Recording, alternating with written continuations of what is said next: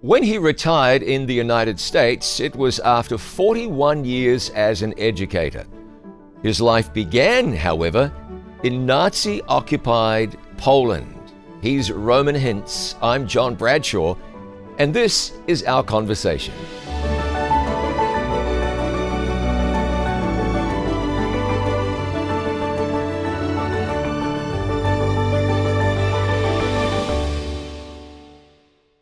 Roman Hintz, thank you so much for joining me. Thank you. Glad to be here. What a blessing to have you here. I'm thrilled to be able to dig into your life story. It's a fascinating tale that began, well, you tell me where it began. Well, it began in Warsaw, Poland.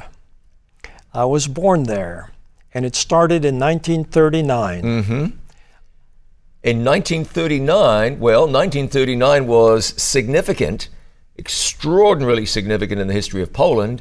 September 1, 1939, what began? Well, we were a Polish family living there in Warsaw. I had a mother and a father. My brother was 3 years older. My sister was 6 years old. And I was just about to be born. But that's when World War II broke out on September 1. So your family lived through the genesis of World War II. Now, I can't ask you what you remember about the beginning of World War II because I suspect you don't remember much. But you were told plenty, and you would have memories of that time through the memories of others. What was it like for a family, a happy Polish family living in beautiful Poland, to suddenly discover they are in the crosshairs of a hostile power? How did your family react to that? What was that like? You know, it happened unexpectedly, so nobody was really prepared for it. But when it happened and we were under Nazi rule, there are a lot of regulations. For instance, religion was greatly discouraged. And your father was a church pastor. That's right. He was a church pastor, and he was ordered to quit his church. He was one among 3 pastors that refused to give up their church. We run the risk of getting us ahead of ourselves very quickly, but let's just run that risk. Your father refused to give up his church. What happened as a consequence? Well, at some point, and I don't know exactly when, but Gestapo tried to shoot him. And the gun didn't go off, it jammed. Tried a second time and tried a third time, and it jammed. And so they just hit him over the head with a gun, and he was taken in, and he served a good share of the war in a prison camp, in a concentration camp. So the children were 6, 3, and, well, one of them was not yet born. That means that your mother at the time was mid to late 20s, right? Actually, my mother was a bit older. When I was born, she was actually 41. Oh, no kidding. Kind of unusual. They married later in life, and all right. Had the children a bit later. I guess no one will hire me as a detective based on my skills of deduction. Okay, so she's 40. Age doesn't matter a whole lot, except I was going to ask, what could it possibly be like as a young woman? So I'll ask, what could it possibly have been like for a woman to be left on her own with 3 little kids in Nazi-occupied Poland? Extremely difficult. And one of the problems too was that she had to travel a long distance with the 2 children while she was pregnant with me. Because what happened is the Nazis, or Germany, came in from the western part and occupied Poland. At the same time, or shortly thereafter, Russia came in from the eastern part and occupied that portion of Poland. So Poland was divided and no longer had any autonomy, no kind of self-rule. It was totally occupied. That's right. Yeah. And the problem was my mother at the time was visiting her mother in Poland, but she was on the eastern side of Poland. Oh. Warsaw, on the other hand, was on the western side of Poland. Okay, so Warsaw was occupied by the Nazis. That's right. And Russia occupied the east. What did your mother tell you about that time when she and the rest of her family realized life was never going to be the same again? Well, her first thing was to try to get back home.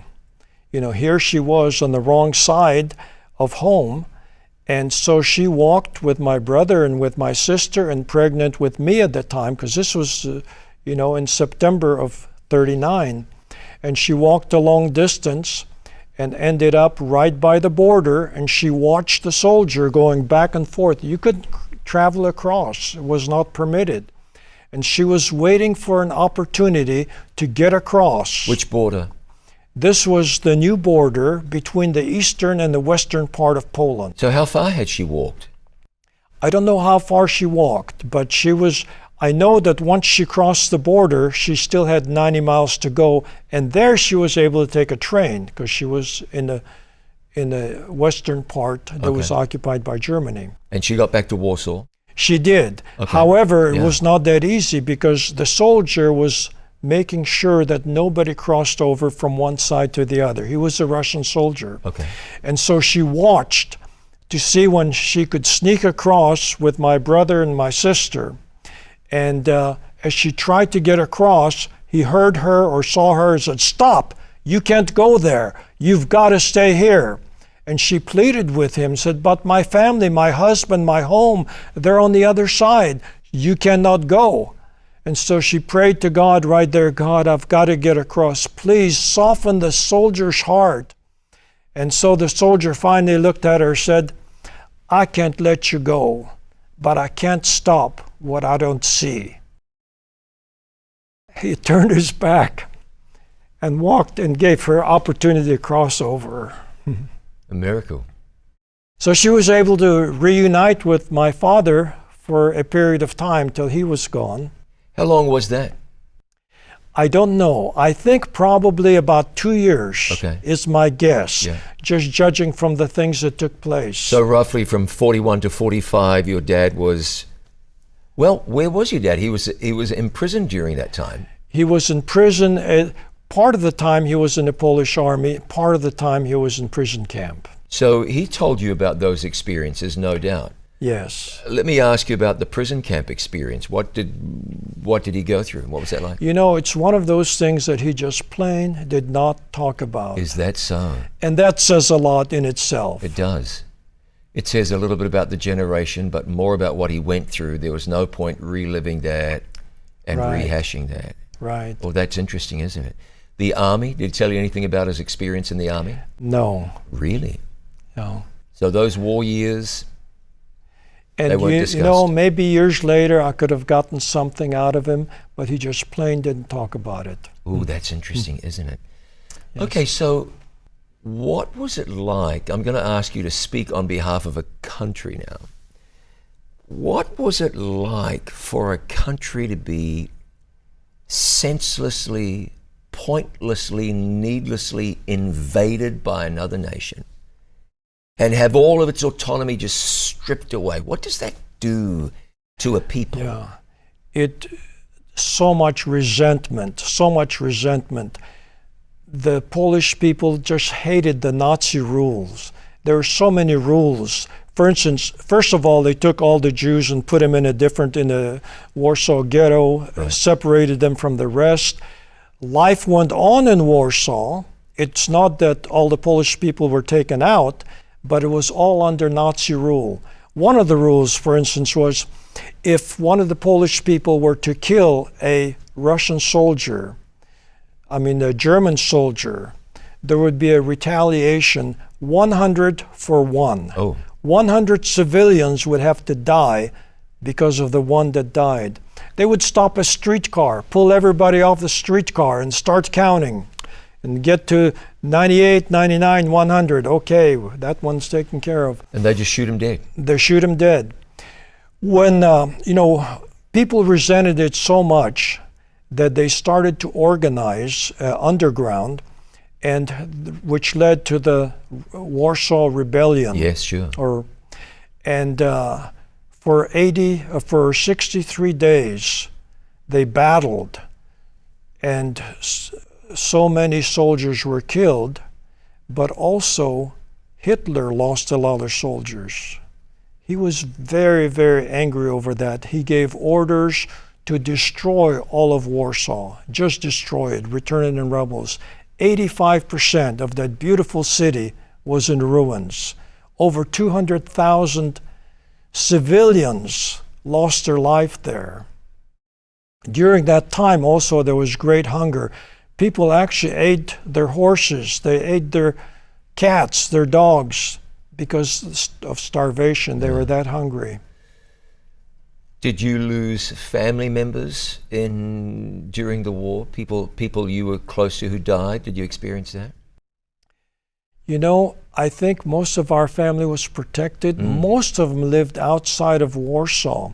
Warsaw is where most of it took place. If you live in the countryside, it's not as bad. That was death on a grand scale, on a horrific scale, wasn't it? Oh, if you count all the Jews that were killed, over 6 million were killed, lost their lives. Let me ask you about that. Because Poland, Jews in Poland were slaughtered. It wasn't Poland alone, but the slaughter was horrendous. Were non-Jews in Warsaw or anywhere else in Poland, to your knowledge, were they aware of what was happening to the Jews? Yes, they were very, very aware, because Jews ran the shops, and so many of the shops are run by them. But you know, there's also a concept. People think that Hitler was just after the Jews. No, well, right. In one of his speeches, he talks about that he wanted to kill every Polish-born man, woman, and child. He said he wanted to totally depopulate Poland and have Poland as a country to no longer exist. The borders would be changed, and what was Poland would now be part of Germany, and Germans would occupy the land that was Polish. So that was his goal. So we were, even though we weren't Jewish, we were in danger. Now, the Jews had it the worst, and they got picked off first. Sure. They were taken by the trainload to Auschwitz and other death camps and put to death in huge numbers. And people were aware that that was going on? Yes, they were. Well, yes and no. To some degree. For a while, they were actually fooled. They were told, the Jewish people were told, we're going to take you to a place where you can be reestablished, where you can have work, where you can be free. In fact, the sign over Auschwitz says, Arbeit macht frei. That's right. Yeah. Work shall set you free. But instead, they were put there. Many of them were gassed immediately. They were told they're going to take a shower, to take off their clothes. First of all, the Germans did a very clever thing, said, pack up your most valuable belongings. That way they wouldn't have to look for them. Here they are. Bring your most valuable belongings with you. They were put in these chambers, and instead of shower, it became gas, and they were killed. Yeah. And others were put to work. But many of them died just from starvation, from exposure because it was cold. I mean, the winters are cold, and from disease, and also just from overwork, from exhaustion. Have you been to Auschwitz? I have, Tell me how that impacted you. I've been there twice. It's a day you can go without smiling. It's just so sad when you see the experimentation on humans, the bodies. You see piles of glasses, piles of limbs and things that is just sad.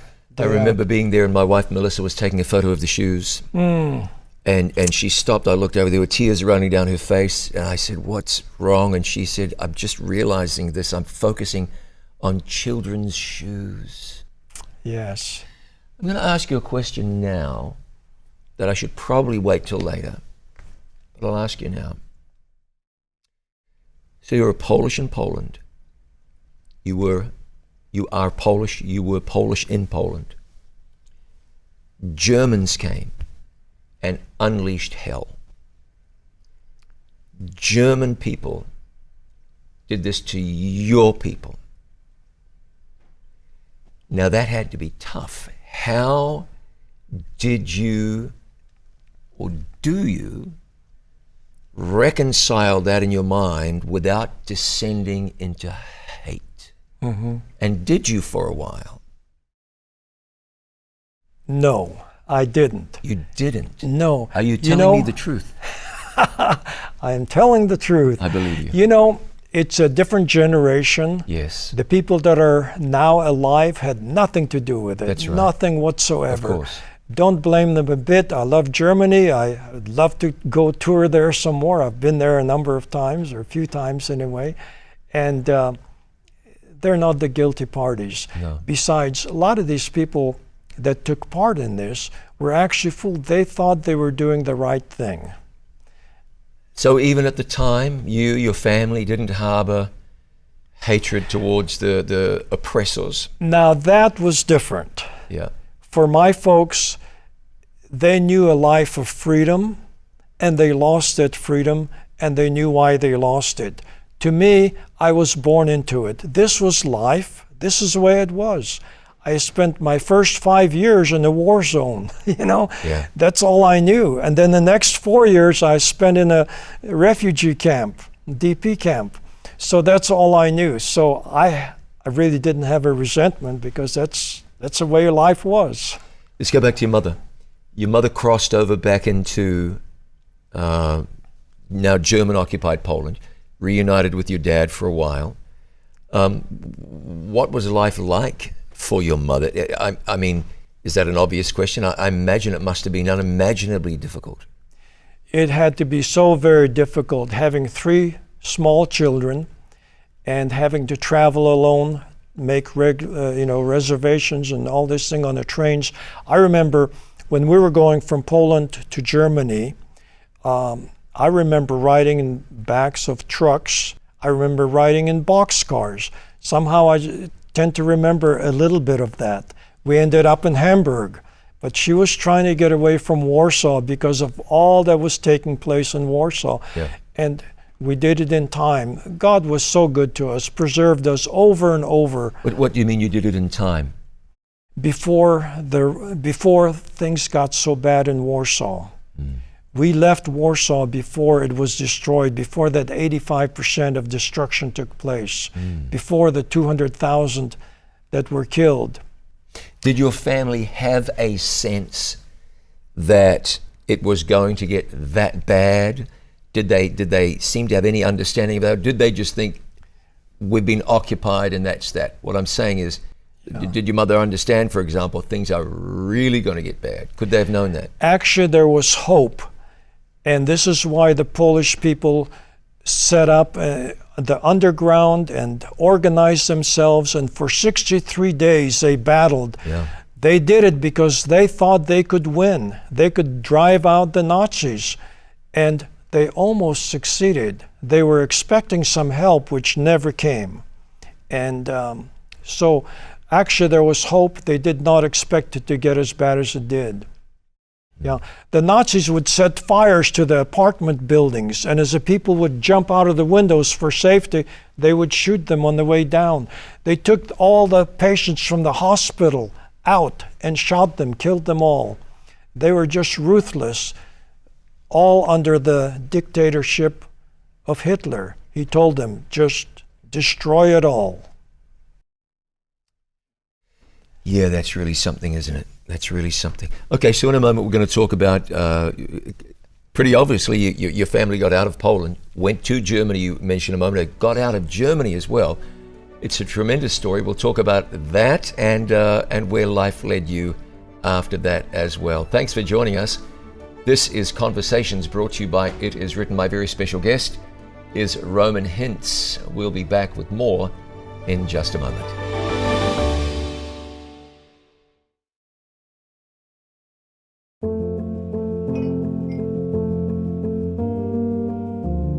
What does the Bible say about astrology?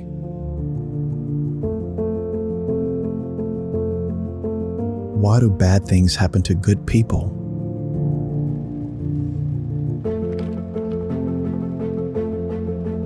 What color is Jesus? If you have a question, we'd love to find an answer for you from the Bible. Line Upon Line from It Is Written TV.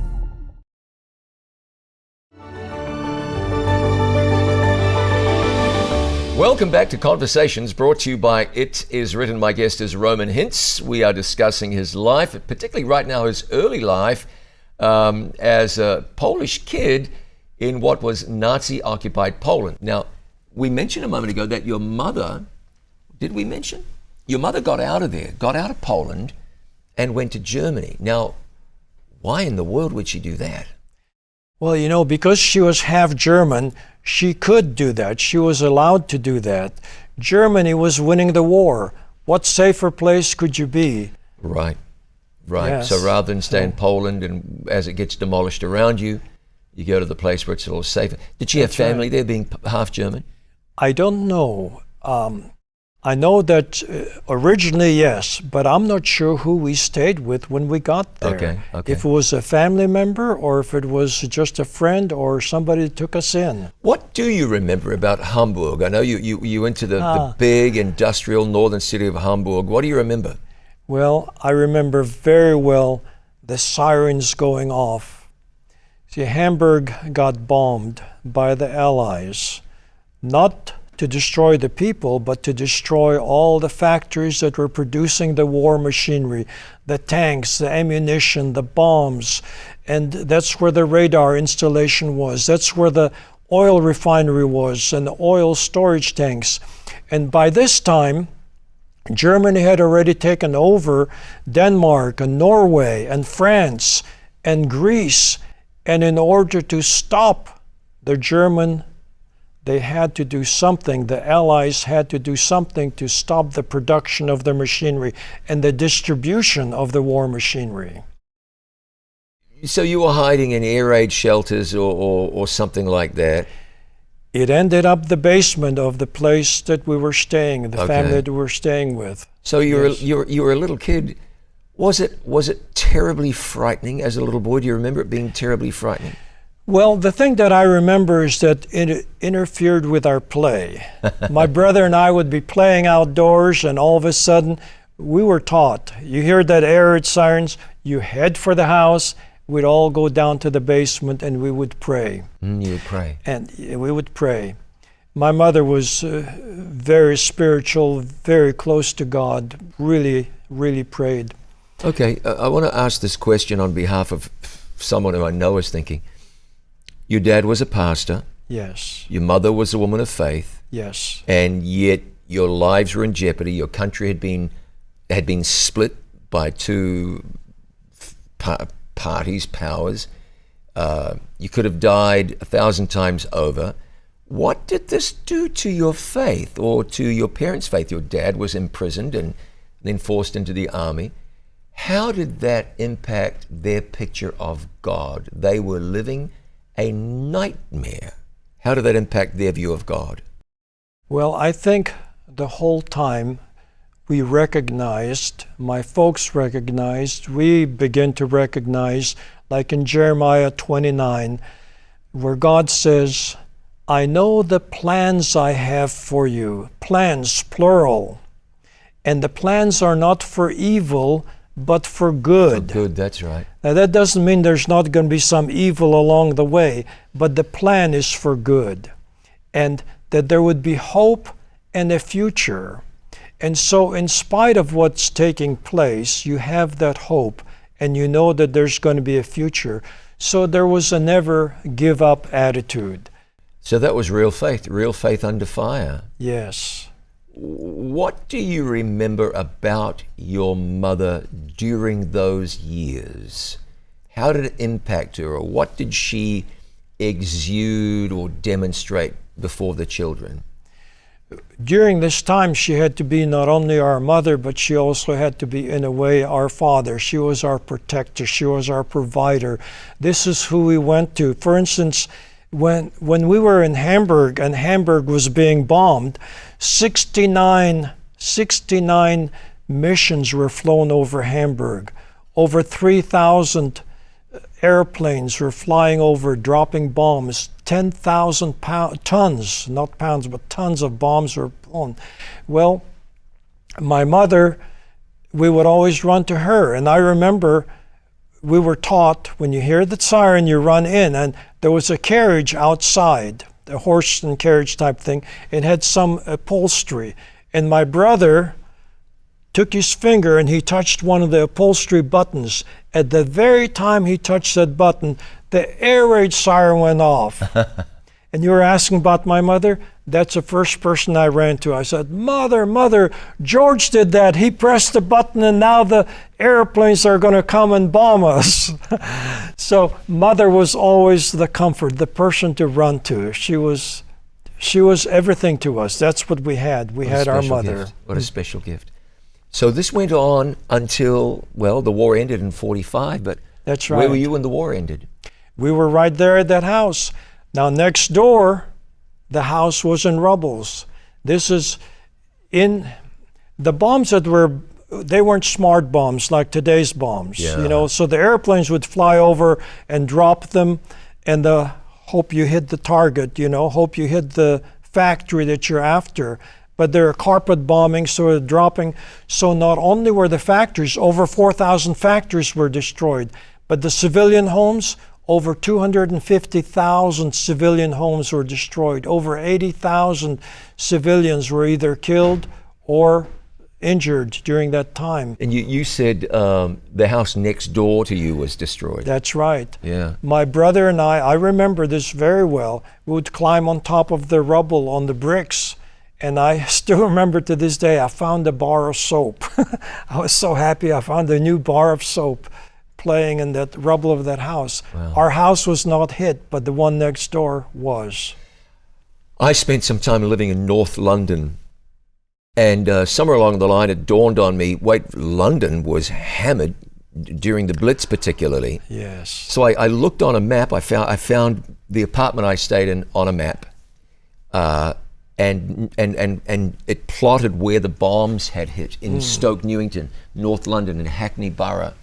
Just over this way, I don't want to get it wrong, but about 200 yards, a bomb fell and killed 80 or so people who were in a basement bomb shelter. About 50 yards away from where I lived, a house was destroyed by a bomb. And even though this happened, 46, 7 years before I was there, and I may have that wrong in my haste, it filled me with a little bit of like, wait a minute, I was living there. Had I been living in a previous era, bombs would have been raining down beside me. You lived through that. What do you remember? Yes. Let me ask you. Tell me what you remember about the sound of a bomb falling through the air and hitting the ground and exploding. I've no frame of reference for that. Yes. I've never witnessed it. You have. What do you remember? Yes, the whistling sound. Actually, you hear the sirens. Secondly, you hear the airplanes.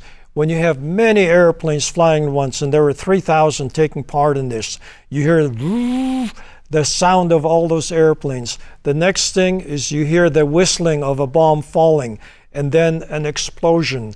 The building is shaking because the ground is shaking, because they were just dropping so many. 10,000 tons of bombs were dropped in that short period of time. It was just horrific. But then it would be over, and we'd go outside and we would play again. It didn't have the same level of fear as my folks had, Yes. because they had lived during a peaceful time, and now the contrast. For us, for the children, we grew up with this. This was the norm. You were reunited with your dad at the end of the war? That's right. Where? This is after we were in the DP camp, Displaced Persons Camp, which is a refugee camp. Yeah. Okay. Let's talk about the transition to that. So there you were, living in the midst of the maelstrom. The war ended. The war ended in 45. In 1945, in May of 1945. Unconditional surrender. It was over. How did that feel to you or to the adults? To the adults especially. To us, okay, there's not going to be any more bombs falling, But we were that was the end of that, and we then were taken and put into a camp. This was a friendly camp. This was run by the British. But the people in this camp, it's a sad story, because Here we had 800 of us, but these are broken people, people that suffered, people that some that were persecuted, some that came from prison camps. All of them lost their homes, their country. A lot of them lost their loved ones. So, they had suffered from depression. They were suffering from malnutrition, health issues, all kinds of issues. 800 of us in this camp, and they were trying to nurse us back to health and bring us back, teach us things. I had my first 3 years of schooling were there in that camp.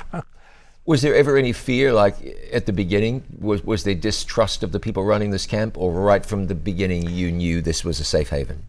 Well, there was a distrust of any authority, because up until that time, authority were the people that were shooting people, killing people, they were destroying property, and so there was a distrust. And I would imagine that we as children had a little bit of that too, because we had experienced it and taught that a bit. But you mentioned broken people. How did your parents do? I mean, what effects did they suffer or carry with them as a result? I would just imagine if you're living in a place, and if you're a target and bombs are falling around you, that would have to be very difficult. But then your parents were separated. Your mother was responsible for providing for you children. What kind of shape were your mum and dad in when the war ended? I think under normal circumstances, a person would be, like I say, broken. For my mother and for my dad, because of the faith in God, their faith in God is what brought them through. And they came through remarkably well. Considering what they went through, they came through remarkably well. And they were able to be good parents to us. My father, right there in that camp, they gave him a room, and he set up a chapel, a church. And we had, a congregation of number of people there in that congregation. We worshiped. Fantastic. Now, so there are 800 of you in that camp, and how long were you there? 4 years. Okay. So, wow, that's like a village, a town, a small town of people. Yes. Are these people that you got to know and kept in touch with over the years? Some of them, yes. Yeah. The Adventist people, the people that we associated with most closely, yes. There's, I don't know if I should mention names, but the Klutz family and Heiser, she ended up Heiser, but anyway, and we have the Kuzma family. One came here and became a doctor. Another one is a statistician that married a wife that's a famous author, Kay Kuzma. But Yannick Kuzma was one of the young people that my brother and I associated with. So we had in our little church group, we had a number of young people, and with them we stayed in contact, yes. In fact, when we, later in the story, we're talking about coming to the United States, one of the Adventist families that was there in camp with us ended up being sponsored by the same doctor that sponsored us. Different farm, but same place. Okay, we're going to get to that in a second. I want to ask you this. You think of the war, and if you were to tell the story of World War II from the perspective of a Polish family, it's a story of what? You tell me. Give me some words to describe to me what the story of the war was like for Polish families. It was a story of? Well, it's a story of greed as far as Hitler and Stalin was. Greed. For us, it was a very sad story of it's like having something stolen from you. Yes. Not only property, but your home, your livelihood, your loved ones in many cases, and in many ways, a portion of your life was stolen. Yes. Because during those times, you weren't able to do what you would like to do. You were not at freedom to go to school, for instance, during the war, or continue in your occupation. Yeah. You've been back to Poland?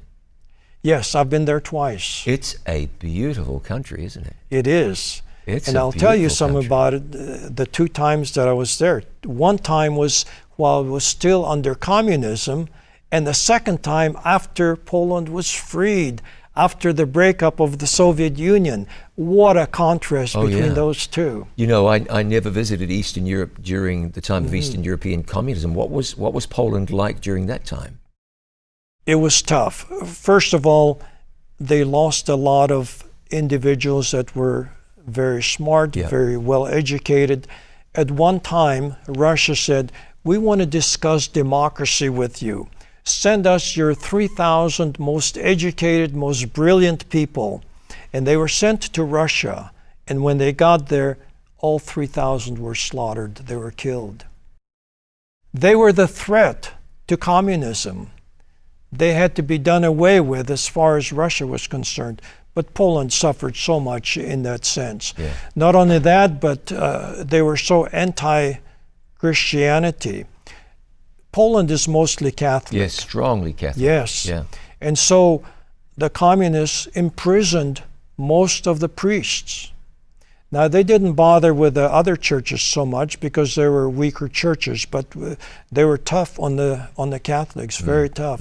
I think it was 1956 when the priests were finally freed and were able to continue.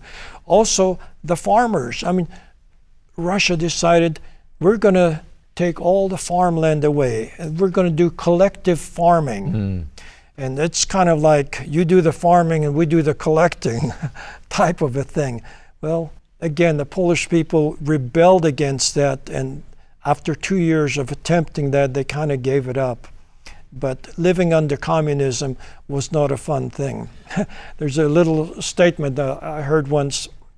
You ask a person living under communism, how is it under communism for you today?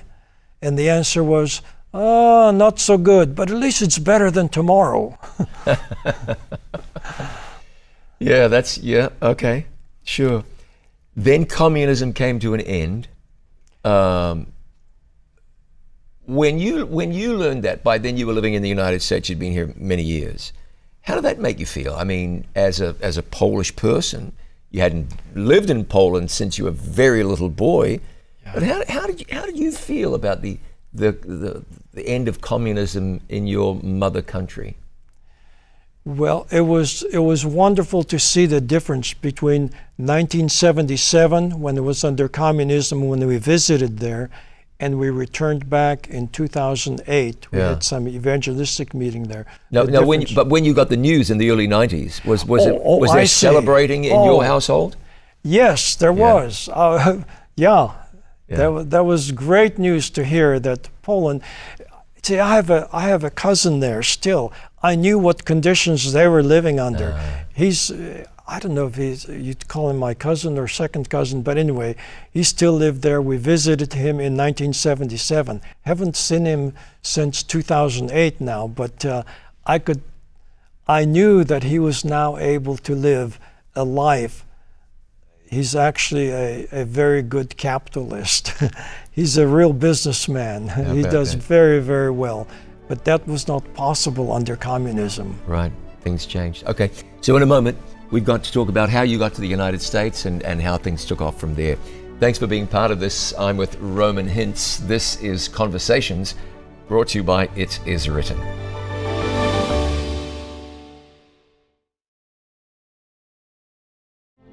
Standing on a railroad station platform in a small town in South Australia, General Douglas MacArthur uttered some of history's most famous words when he boldly declared, "I shall return."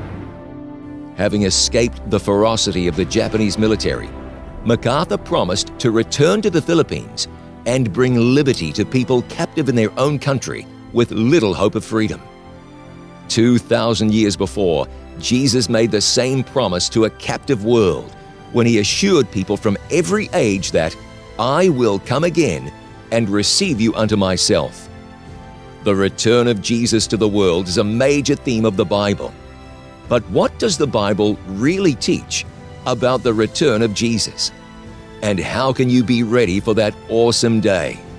Don't miss I Shall Return on It Is Written TV.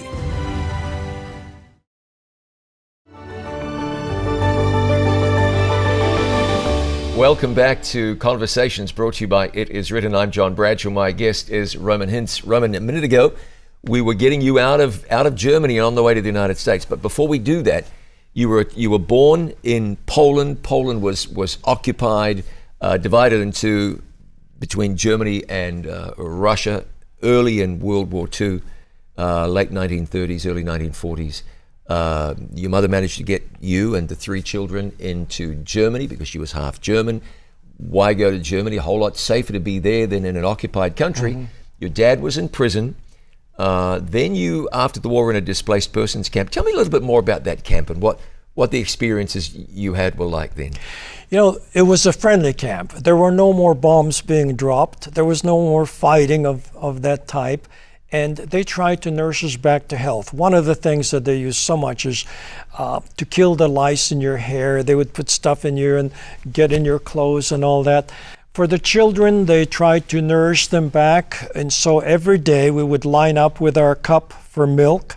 But before you could have your milk, they would first give you cod liver oil. Oh, lucky you. And so there would be somebody pour it, same spoon for everybody. And if you drank your cod liver oil, you could have your milk. And so they took care of us. We had school there.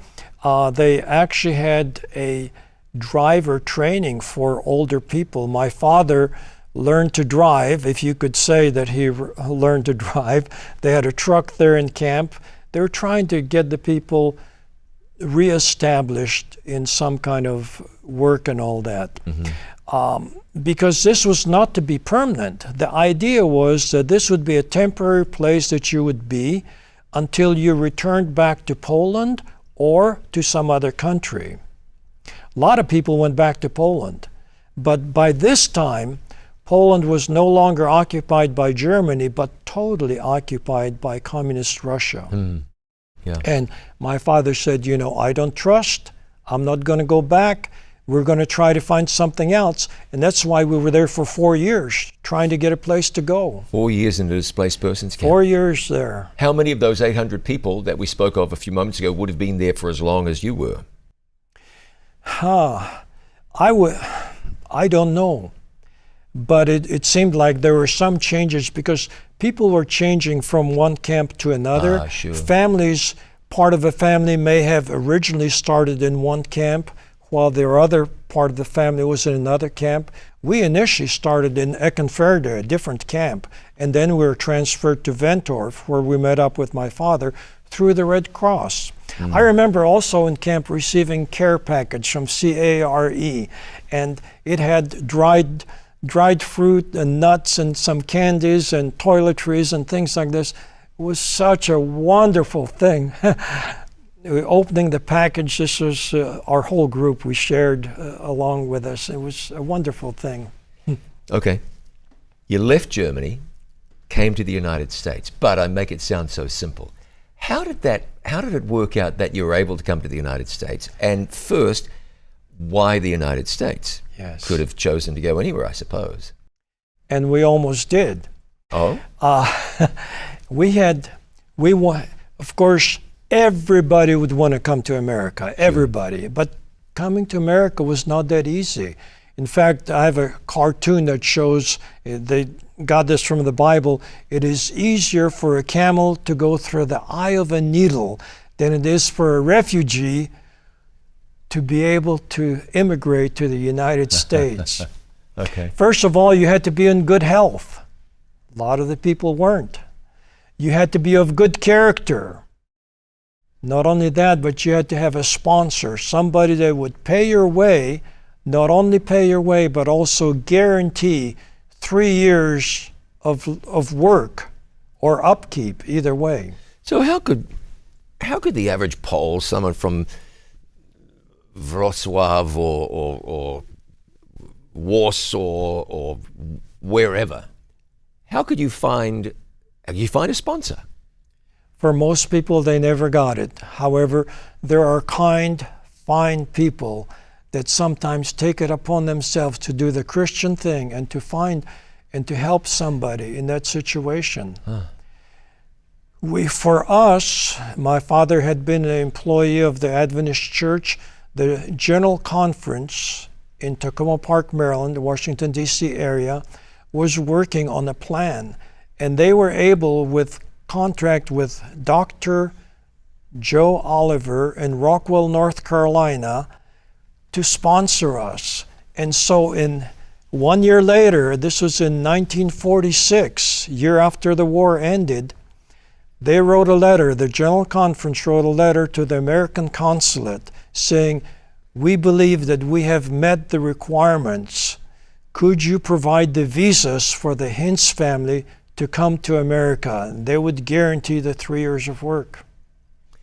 And this is where your story and my family, or my wife's family, intersect, because my wife's family knew Dr. Joe Oliver, which is really interesting. And that is such an amazing thing. And when my wife's parents lived in Rockwell, North Carolina, they lived next to a farm that had been owned by or was still owned by the Olivers. Yes. So that's a little interesting, That is just amazing, yes. Yeah, how about that? And the Olivers were a wonderful family. I knew Mrs. Oliver. Yes. I didn't know Dr. Joe Sr. What a fantastic family they were. So how did they get involved in all of this? Through the contact of the General Conference. Did the church ask them, or did they volunteer? Or they probably volunteered. I would imagine that this was announced in the churches for kind-hearted people that were willing to do such a thing, that could afford to do such a thing. But even after that letter, 1 year passed, nothing from the U.S. government. 2 years passed, nothing from the U.S. government. It wasn't until the third year, partway through the third year, that we finally got our first letter. And this came from the U.S. government. And it said, makes me emotional. We have made our selections, and you have been chosen. Oh, how wonderful. So what was it like for the family to get that news? Absolutely wonderful, unbelievable. For a while it looked like we might go to Australia. That fell through. For a while it looked like we may go to Paraguay in South America. That fell through. This one came through. So not only were we happy that we were going somewhere, but America, wow. You won the lottery there. Well, should I say, that was the greatest blessing God could have given you. Yeah. Yes. So you got the news. There had to be celebrations and celebrations, prayers of thanksgiving.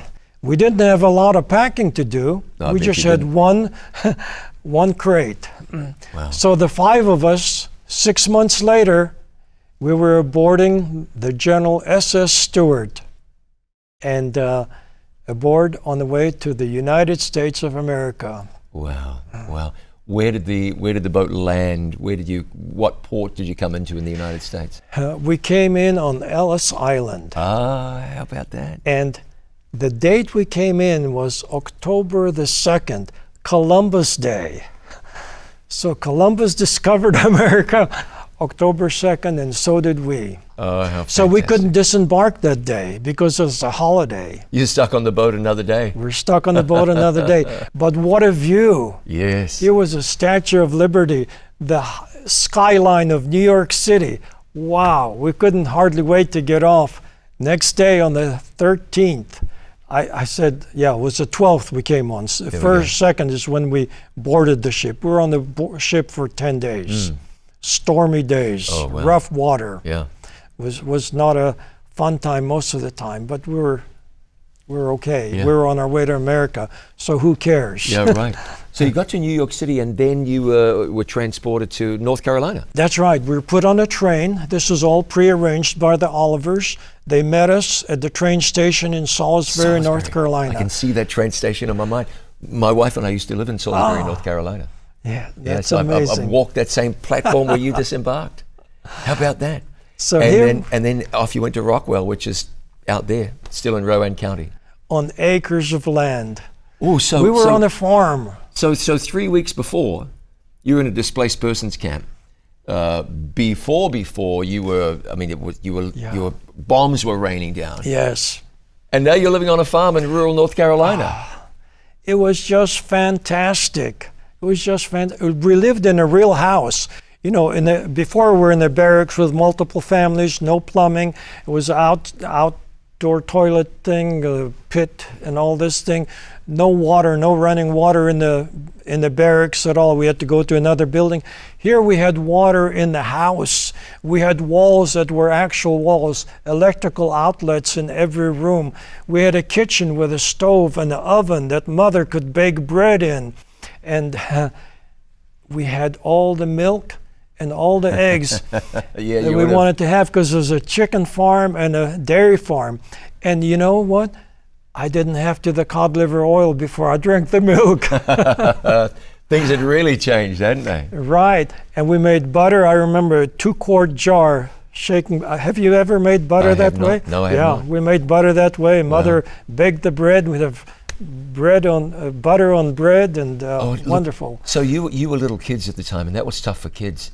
Had to have been so hard for a woman in her 40s. Yes. To be going through this, to have her life snatched away, everything she knew, and your dad too, everything she knew crushed. She was separated from her family. Yeah. Now she's in this new land, with the land flowing with eggs and butter. It was absolutely wonderful. And you know, we got to go to school. By the way, we got bicycles, we had a wagon, we had a dog, and I loved the cows. I loved teaching the calves to drink. You know, they suck on your finger, then you lower your finger into the bucket of their milk, and pretty soon you just pull the fingers out. Taking care of the chicken. We loved working on the farm. I bet you did. And you went to school at the Salisbury Church School? In Salisbury Church School. Yeah, my wife two-teacher school. My wife went to that same school, you know. Yeah. They have a new, the new school is not new anymore, but that's the old school over there in the older part of town. And I visited that church after they'd moved. In fact, I was there the day a man was there dismantling the church, pulling it down. I guess he was the new owner or something. They probably replaced the thing with other buildings. And that's where you went to school. That's where I went to school. That's where I was baptized, September 15, 1951. Fantastic, in that church. Yeah. But, you know, even going to school 10 miles in a car, that was a treat. Sure. I had ridden in a car one time in my life prior to that time. Really? I got to ride 10 miles there and 10 miles back every day. And the kids, they were just so much fun. They were trying to teach us English, and you know how in English language 2 words can sound very similar but have different meanings. I'll give you an example. I have a friend that came from Spain recently. She was at a doctor's house for lunch, and she looked across the table at the doctor and said, "Are you retarded?" And he looked at her like, "You're looking?" And so she repeated, "Are you retarded?" And he said, "What do you mean?" He said, "You know, like not working anymore." She said, "Oh, you mean retired?" "Yes, I'm retired."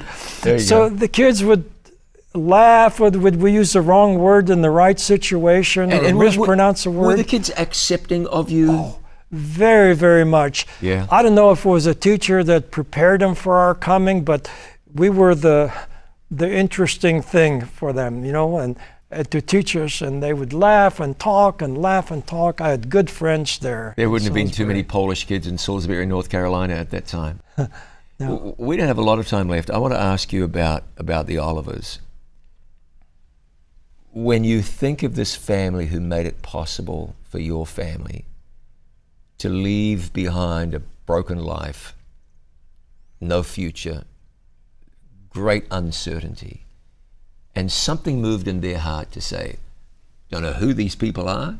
I don't even know if Dr. Oliver had met a Polish person in his life. But something moved on his heart, and you received a new life. When you think of people who do that, I mean, what does that do for you? It's something you can never repay to them, but you can to others.